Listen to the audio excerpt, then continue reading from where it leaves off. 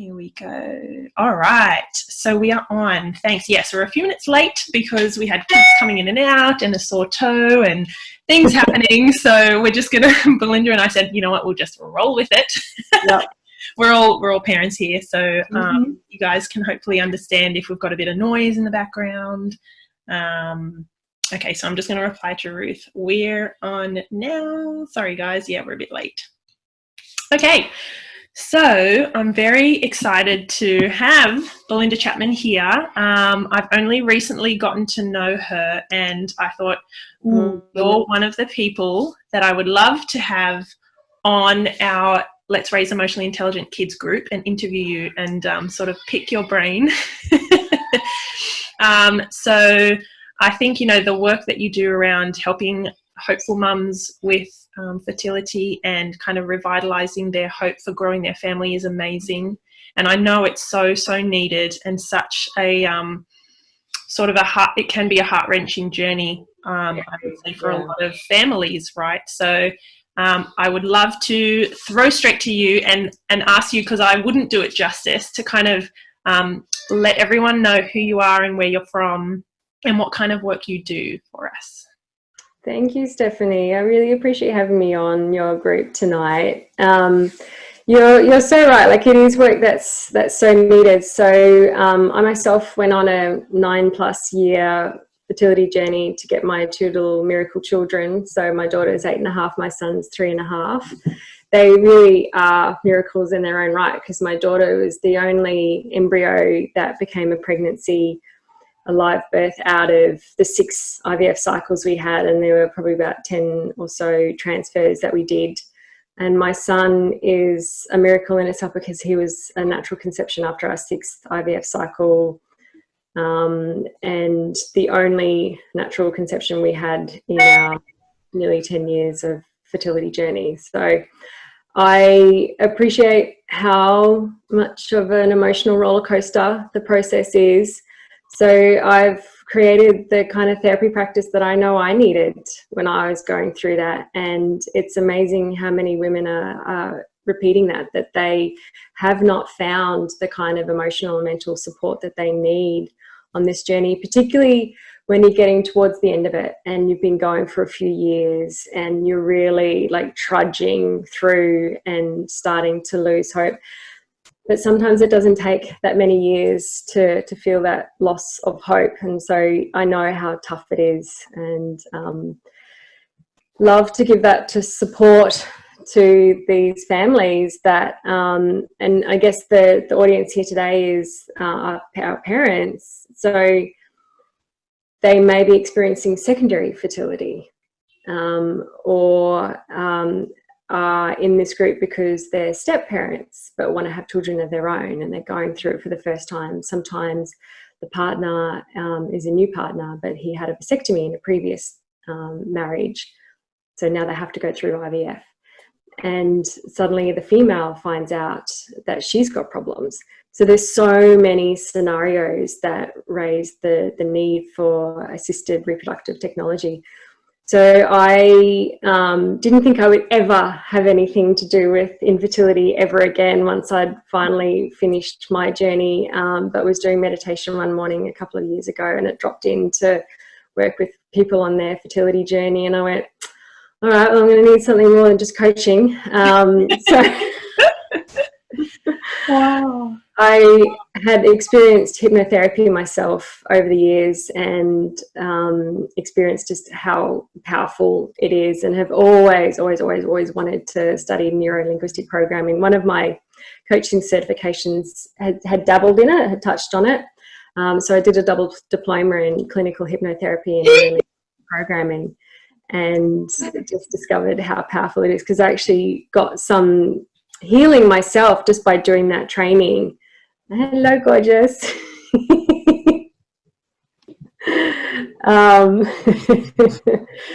So, and now discovering with my clients just how easy it is for people to resolve any past traumas through their process, help deal with the stress and anxiety of going through the process, and also allow them to feel that full spectrum of emotions as you'd be familiar with in your emotional intelligence coaching yourself, that, you know, if we're staying safe in this safe, neutral sort of zone in the middle, you're not feeling anything, you're not allowing yourself, because, you know, we know our brain is, you're letting me talk here, Stephanie, so I'm go for it. Yeah. You know, our brains and our subconscious wants to keep us safe. So hypnotherapy works with the subconscious and helps it, and we negotiate with that subconscious to come up with a different way to protect us. And so that might mean, if your goal is to feel hope, but your subconscious is saying, oh, hang on, no, you know, every time you go for that IVF, you get hurt. Yeah. It really hurts, and I don't want you to get hurt. So I'm going to keep you in this really narrow, safe range of emotions, because, you know, anytime you allow yourself to go towards that spectrum of hope, you get slammed and it hurts. But as we know, if we don't feel the full spectrum of emotions, we don't feel, you know, if you don't feel the pain, you don't feel the good. If you don't feel the good, you don't feel the pain. You're just sort of neutral and apathetic. Yeah. So by negotiating with the subconscious and letting it know that it's safe, we can allow that to happen. Wow, that's so powerful, isn't it? So when do mums or parents, both parents, when do they kind of come to you at what point in their journey do you find that they are coming to you and asking for your support? It's actually a real mix. So there's people who are on the other side of it and are still carrying some trauma from it. Yeah. There's those who are a few years in and haven't been successful and need to process that, or are right on the last legs of hope to be successful. So it's helping them process what they've already been through to be ready to go that last round or go that little bit further. To people who are maybe in late 30s, early 40s, who have seen other people go through it and want to be doing everything they can to be able to go through it, whether that's without assisted reproductive technologies, go it naturally. So yes, full spectrum. And you know, even falling pregnant naturally can take 6 to 12 months. But I've had people say to me that they found that even stressful, only taking 6 to 12 months. But that's quite natural and quite normal. Yeah. So how do you weave in your hypnotherapy and your NLP work? I'm so curious because I'm still, you know, I'm doing lots of learning, self-development, and obviously research in the parenting kind of area on kids, parenting, emotions, behaviour, and now recently things like anxiety and depression and ADHD and things, how they relate to kids. But things like NLP and hypnotherapy, I've read a little bit about and a little bit familiar, but I don't know whether some of the members and the mums in here are. So how would you kind of explain what those are and how you weave them into your service? So it can be quite personal in terms of what was the, I guess, the most stressful element that they've been dealing with. So for one person, that might be they've had a traumatic incident with a pregnancy previously. So it might be a particular incident. So the Neuro-Linguistic programming has a process where you disassociate from that event in a way that helps you to safely process it and take the sting out of the emotions. So you never lose a memory, like you never delete a memory, but you can take the sting out of it. And so you can do the processing by disassociating, or you associate with and get really resourced with the kind of qualities that you need to be able to deal with a situation going forward. what you were saying with taking the sting out of the memory, I wholeheartedly resonate with that, because I feel like when traumatic events happen, or big emotional events, anything like that, when that happens to kids or to adults, right, we hold that memory and sometimes squash it down because it's too painful, right, and we don't want to feel it. Yep. And without being able to shine a bit of a light on that and and put some understanding to it, we can't process it, and it sits there like deep down, and then affects you, doesn't it? Yeah, so that's sort of completely. The way around, you know, with if you've got, let's say, some mums who have had letdown after letdown, then you're able to come in and I suppose release a little bit of the sting from those traumas, right? Yeah, that's right. So if it is a specific event, then we do that. If it's a case, like I had another lady come in and she said, I'm normally so bubbly and I can normally feel joy and happiness, but I'm just struggling. I'm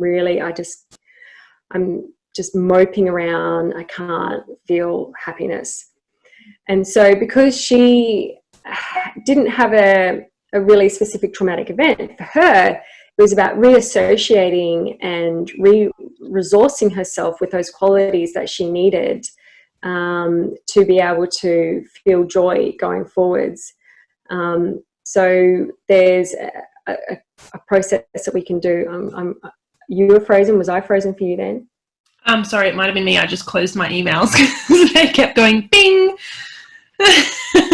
No, I saw you froze. I wasn't sure whether I was freezing then. No, basically, okay, good. You can do this thing where you anchor a quality that you want to bring to other situations. So we'll have anchors that we've created every day. So for some people, it's the minute they pick up their coffee cup in the morning, they know they're going to get re-energized. So they may not even have to have coffee in there, but the very act of picking up the coffee is anchored to the feeling of, this is the start of my day, this is the feeling of being energized. Other people might have bad associations. If they've got a bit of anxiety when they drive, they put their hands on the steering wheel and they feel anxiety. So there's different anchors that are naturally created throughout our life all the time. And so if I can help someone get really associated with a really positive feeling and memory, and then at the bliss point of that, you capture it in a pinch point. Yeah. And so then the next time you do that pinch point, you get those feelings wash over you. And then you can actually use that to sort of collapse situations where you need those qualities going forward. So if there might be repetitive scenarios in which you would normally feel stressed or subconscious, self-conscious about what you're about to say, you might bring a quality of confidence to that scenario. So say someone's had a really horrible experience with medical professionals, which unfortunately I'm hearing more and more about, and they need to keep working with medical professionals because they've got a medical issue going on. It might be bringing confidence and assertiveness to those discussions, so they feel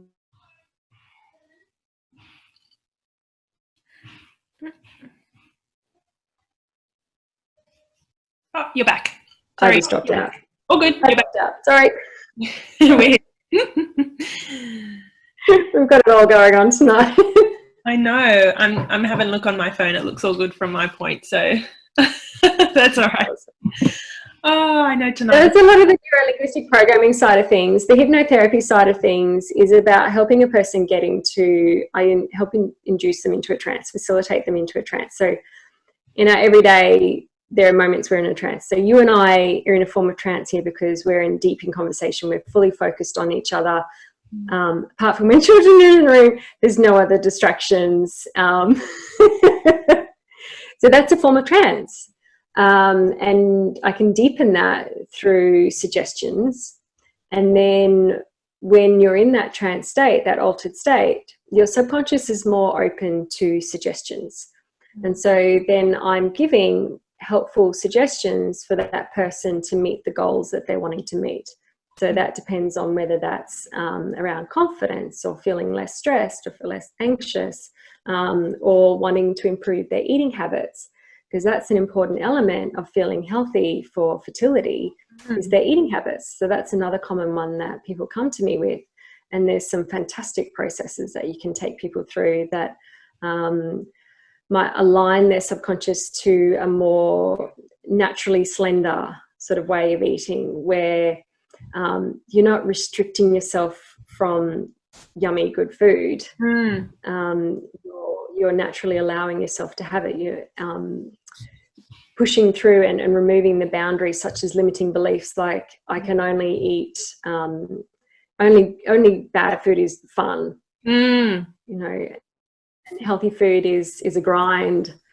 So we can reframe those limiting beliefs to help you eat more healthily as well. Yeah, and some of those are so ingrained, you know, in all of us, aren't they? Those beliefs and those sets of beliefs and the paradigms and things like that we just hold as our truth, but they are not serving us, or they are causing stress or frustration or this or that. So that is so powerful that with someone's help like yours, people are able to shed some of those, you know what I mean? Because sometimes I wonder if, and I know for me, some of those limiting beliefs can really make you feel like closed in, that, well, this is the way it is and this is how I am, but to be able to, for such a meaningful and important journey as growing your family, to be able to make changes that will lead you on a better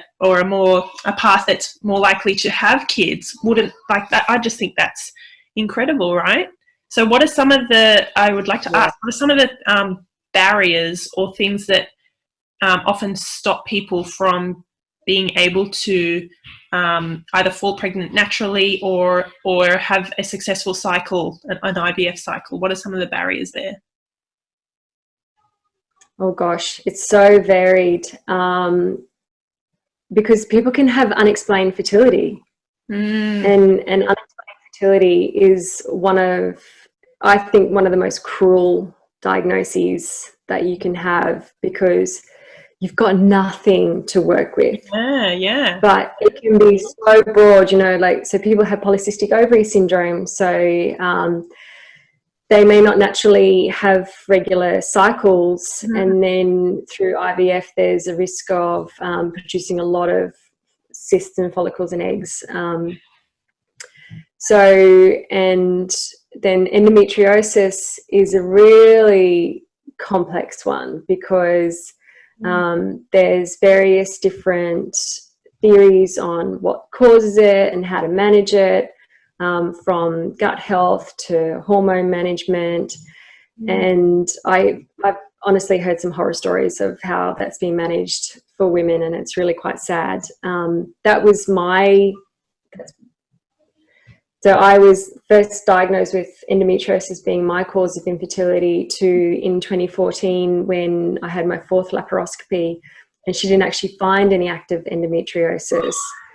10 years on from my first laparoscopy, I was then classed as unexplained infertility because they didn't find active endometriosis. But endometriosis is such a complex disease that it can be asymptomatic, but you still have it. And I've also got adenomyosis, which is where the endometrium actually grows within the uterine wall. And where it's really bad, it can affect the growth of the womb in late pregnancy. So for me, I was shut down and made artificially menopausal before that 6th IVF cycle, to sort of help with the adenomyosis side of things.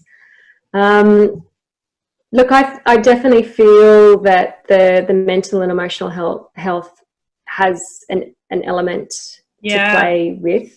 Yeah, I was going to ask about that. I thought, you know, what is what's the effect on fertility of a person's, let's say a mum's emotional and mental struggles, and if they're in that frame of mind, or that mindset of, this is never going to happen, it keeps failing, I'm no good, there's something wrong with me, like that frustration and that helplessness, would you say that impacts on their chances of having a successful cycle? Look, I think it's entirely possible, because and yet I don't want to say it has a huge impact, because I don't want to create guilt in people who feel that. And I think if anyone had said that to me when I was on my fertility journey, they would have heard some very harsh words back from me. Because on some levels I was trying so hard, and I've had actually people reply with things along those lines as well, that you know, everyone is trying so hard to do everything they possibly can on their journey, and there's no denying that it's just such a personal thing for someone to decide that something's not working for them. So that's what I think it comes down to. You know, if you are feeling that way but don't think it's affecting your cycle, then go with it. But if you're feeling that way and it's affecting your ability to live your life, then do something about it. Yeah. That's what it came down to for me. Like, it was affecting my quality of life. And for me, that was the most important element. Yes, I was desperate to have a baby. Yes, I was desperate to fall pregnant. And this is what I'm hearing from my clients. They're not coming with me going, you need to help me fall pregnant. It's, I want to bring joy back into my life. I'm a nurse. I need to be naturally caring in my job. And I'm horrible right now. I'm so angry. I need to be feeling more human through this process. That's what they're coming to me for, because that's the quality of life that's getting affected while they're going through fertility. Wow. Yeah, that's huge. And I guess what would be that would just be so tough. So I want to ask, actually, what's one of your client stories that is a heartwarming kind of beautiful success story, like a mum or a couple that you think, you know, we worked together and it was incredible and things worked out? Like, can you share maybe a story that comes to mind of a client and a journey that you took them on? Yeah, sorry to put you on the definitely. spot. Sorry? Sorry to put you on the spot. Oh, no.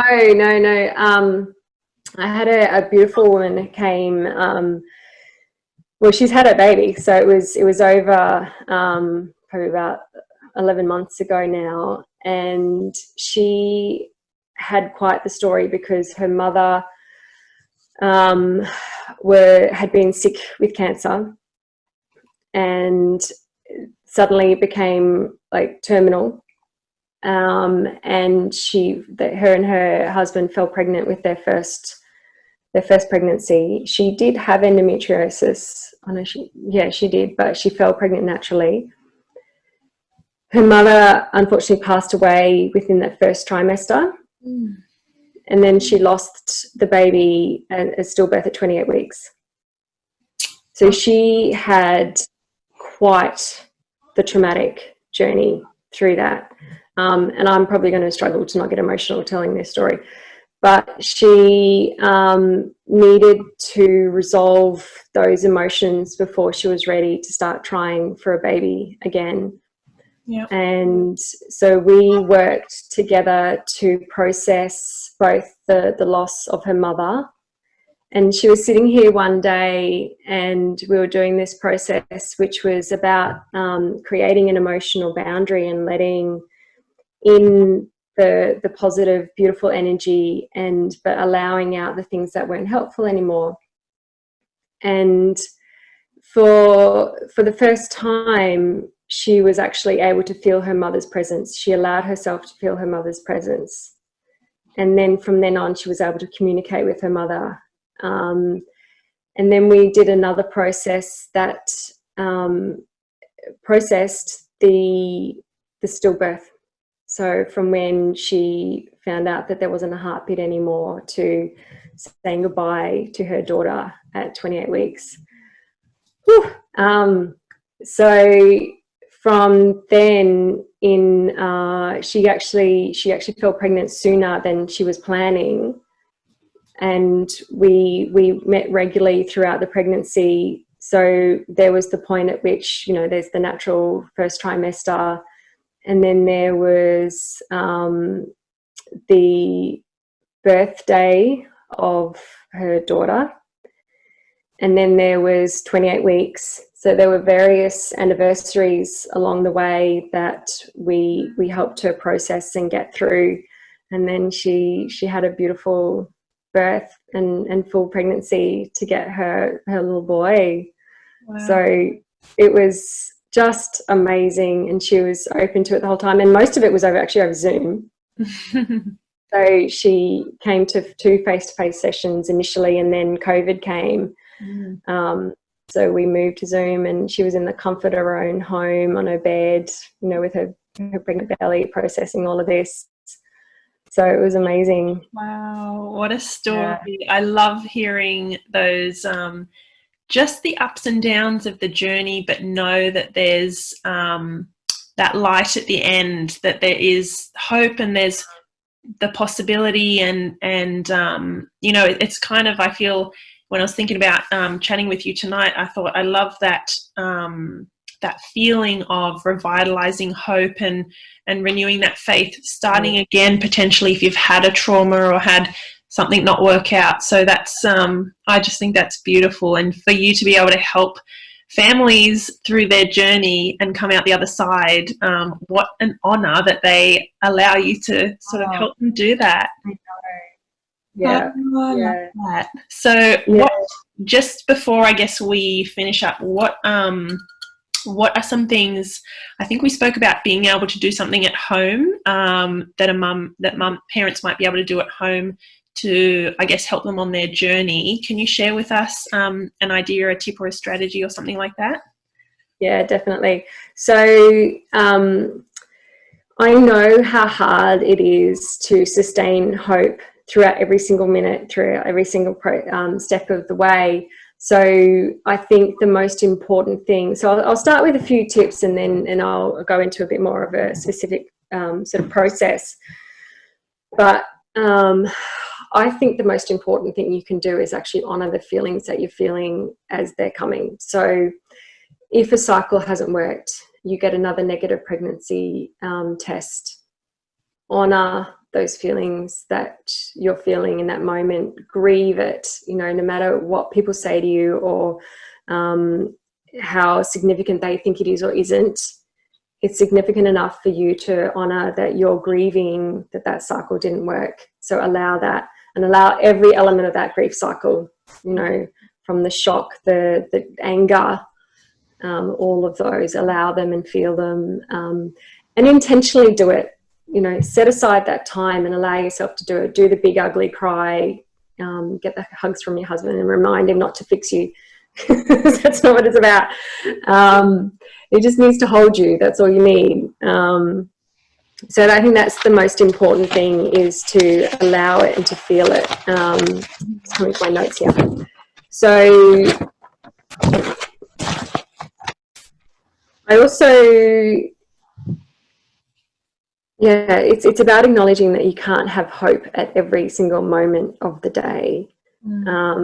But when you do feel it, allow that as well. You know, for however fleeting it is, acknowledge it and feel grateful that you've had even a flicker of hope, and allow it and feel it. So the process that I would encourage people to do when they are feeling that moment of pain and suffering is a self-compassion moment. I'm not sure if you're familiar with Kristin Neff. No. So if you look up Kristin Neff, KRISTNNEFF, she has these, it's either self-compassion break or self-compassion moment, and it's a 3-step process.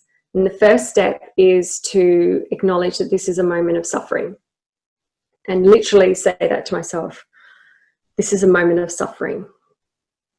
Because, you know, like when you name it, you tame it. Name it to tame it, yep.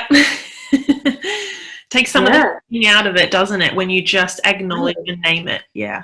Yeah, yeah.